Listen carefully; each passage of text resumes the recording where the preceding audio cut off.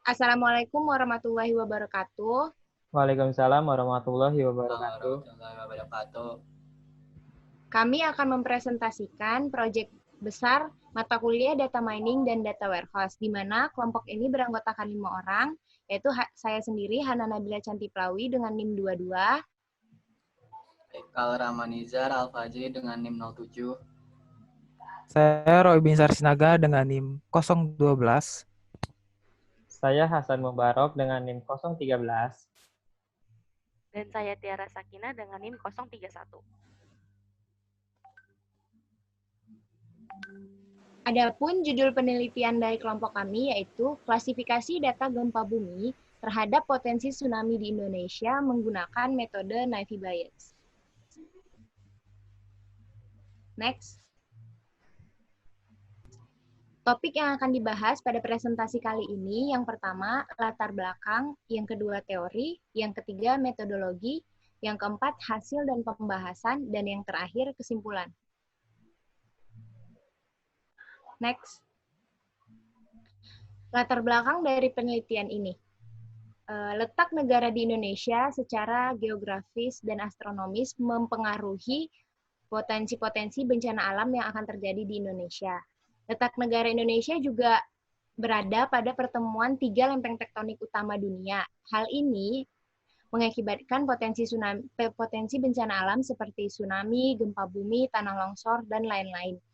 Atau sering juga disebut dengan istilah Ring of Fire. Demi menanggulangi bencana alam tersebut, terutama potensi tsunami karena wilayah Indonesia yang didominasi oleh wilayah perairan, kita menerapkan data mining pada pola-pola gempa untuk memprediksi potensi tsunami yang akan terjadi. Hal ini diharapkan dapat meminimalisir dampak yang akan terjadi jika tsunami itu terjadi. Selanjutnya, fokus pada penelitian ini. Fokus penelitian ini yaitu memodifikasi dataset yang akan digunakan pada penelitian, di mana dataset penelitian sebelumnya yaitu menggunakan dataset bersumber dari BMKG. Adapun dataset yang digunakan pada penelitian ini diambil dari database Global Significant Earthquake milik National Centers for Environmental Information. Selanjutnya, teori akan dijelaskan oleh Roy. Untuk teori sendiri di sini terdapat 3 pembahasan yaitu gempa bumi, tsunami, dan Naive Bayes classifier. Yang pertama, gempa bumi. Gempa bumi adalah suatu peristiwa bergetarnya bumi akibat pelepasan energi di bumi secara tiba-tiba yang ditandai dengan patahnya lapisan batuan pada kerak bumi. Gempa bumi ini dapat disebabkan oleh beberapa faktor secara umum, yaitu yang pertama bisa karena terjadinya letusan gunung berapi, yang kedua karena adanya pergeseran lempeng bumi atau gempa tektonik, dan yang ketiga bisa disebabkan oleh tanah longsor. Tsunami. Tsunami adalah perpindahan badan air yang disebabkan oleh perubahan permukaan laut secara vertikal yang berlangsung dengan tiba-tiba. Faktor penyebabnya juga tidak jauh berbeda dengan gempa bumi tadi, yaitu bisa disebabkan oleh gempa bumi sendiri, yaitu gempa bumi di bawah laut, letusan gunung berapi bawah laut, dan longsor bawah laut.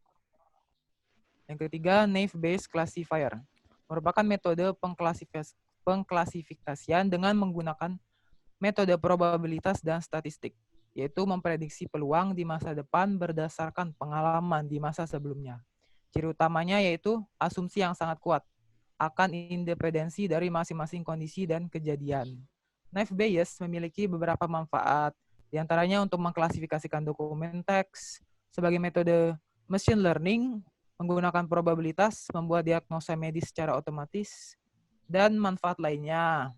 Secara umum, tahapan dari metode Naive Bayes ini yaitu yang pertama menghitung jumlah kelas, yang kedua menghitung jumlah kasus per kelas, yang ketiga kalikan semua variabel kelas, dan yang keempat bandingkan hasil per kelas. Selanjutnya metodologi akan dijelaskan Tiara. Ya, jadi metodologi penelitian ini dimulai dengan membaca dataset terlebih dahulu.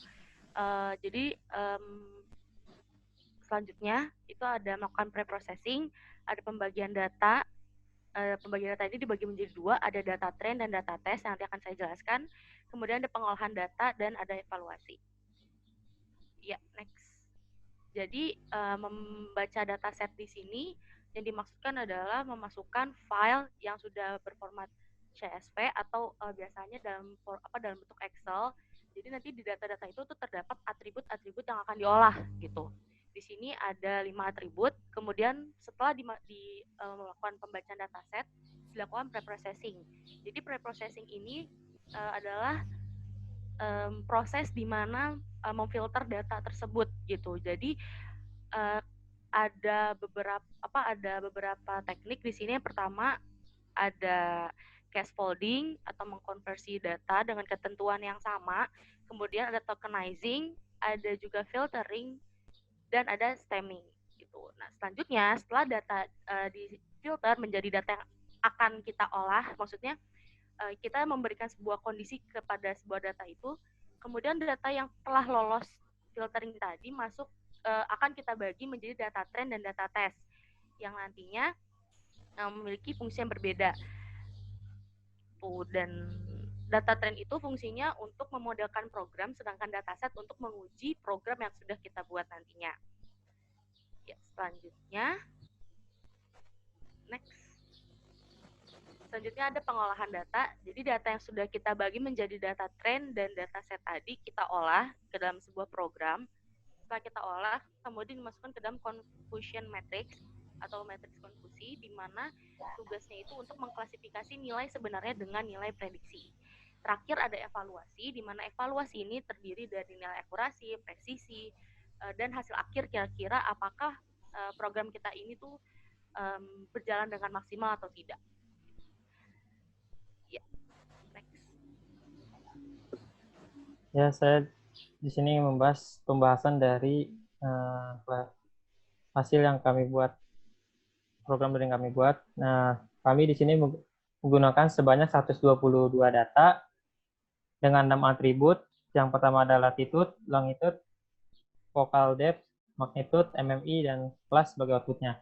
Akan tetapi yang kami pakai ini hanya 5 atribut. Yang pertama latitude itu merupakan garis imajiner yang dinyatakan sebagai lintang. Yang kedua longitude merupakan garis imajiner yang dinyatakan dalam bujur. Yang ketiga focal depth merupakan tingkat kedalaman titik pusat terjadinya gempa terhadap permukaan tanah. Yang keempat, magnitude merupakan besaran yang dinyatakan besarnya energi seismik yang dipancarkan oleh titik pusat gempa. Dan yang terakhir, kelas. Kelas ini sebagai outputnya nanti pada saat yang hasil prediksinya. Ini program yang kami buat. Yang pertama ini kami membaca datasetnya. Kami mengimport, yang pertama ini kami mengimport library yang kami butuhkan. Terus kami membaca directory dataset dengan name kelas dengan 6 atribut, itu kelas longitude, focal depth, magnitude, dan MMI. Kami membaginya menjadi, kami memisahkannya antara latitude, longitude, focal depth, magnitude, dan juga kelasnya. Setelah itu kami melakukan reprocessing dengan mengubah variabel menjadi numerik sesuai dengan urut nafas. Lalu kami pada program selanjutnya ini kami membagi data trend dan data testing dengan secara random. Yang pertama ini di program yang kami buat ini kami membaginya data trend 80% dan data testing 20% dengan random stat sama dengan 5. Setelah itu kami melakukannya klasifikasi dan prediksi dengan menggunakan Gaussian NB, dan kami ngeprint prediksinya. Dan setelah itu kami melakukan evaluasi dengan membentuk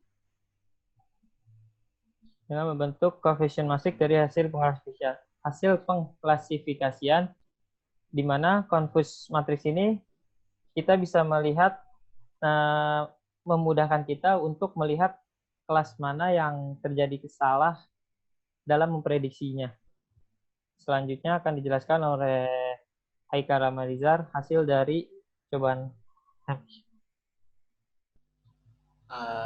Di sini saya akan menjelaskan mengenai percobaan pada program ini. ada 2 kali percobaan. Pada percobaan pertama, dataset dibagi 70%, 30% di 70% data training dan 30% data testing. Pada percobaan pertama, dapat terlihat akurasi yang didapatkan itu adalah 0,86.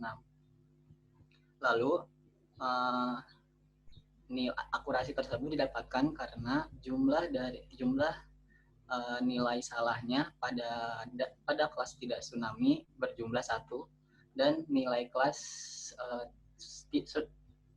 tidak tsunami berjumlah 1 dan nilai kelas tsunami berjumlah 4. Dapat dilihat pada FP yang sama dengan 1 dan FN sama dengan 4. Next. Lalu pada percobaan kedua, data testing yang dicoba adalah 80% data training dan 20% data testing. Didapat akurasi sebesar 0,92 dengan kelas tidak tsunami memiliki kesalahan sebanyak 0 pada variabel FP yang sama dengan 0 dan data tsunami berjumlah 2 pada variabel FN sama dengan 2. Lanjut.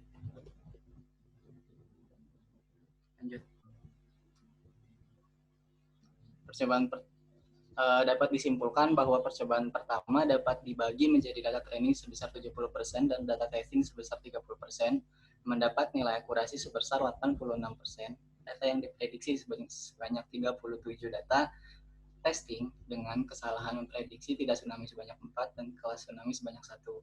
Pada percobaan kedua, data training dibagi sebesar 80% data training dan 20% data testing, dan nilai akurasinya sebesar 92% dengan jumlah data testingnya ada 25 dengan kesalahan tidak tsunami sebanyak 2 dan kelas tsunami tidak terjadi kesalahan. Dapat disimpulkan bahwa akurasi tertinggi sebesar 92% dengan data training sebesar 80% dan data testing sebesar 20%. Terima kasih. Baiklah, presentasi dari kelompok kami. Lebih dan kurangnya mohon maaf. Wassalamualaikum warahmatullahi wabarakatuh. Waalaikumsalam warahmatullahi wabarakatuh.